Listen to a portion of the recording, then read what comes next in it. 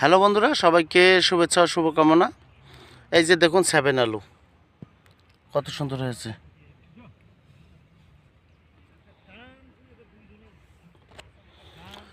আসলে গতবার তো আলু চাষ করে গড়াগড়ি, আলুর দাম নাই, লেবারের দাম কমে নাই।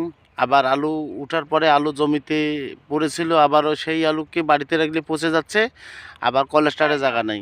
মানে অনেক জ্বালা যন্ত্রণার মধ্যে থেকেই ছিল প্রতিটা কৃষক আর কি, প্রান্তিক কৃষক।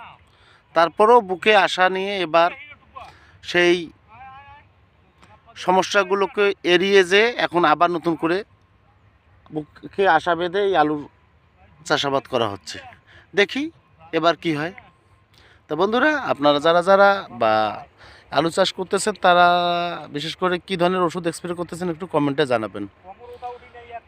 তো ধন্যবাদ বন্ধুরা, ভালো থাকবেন।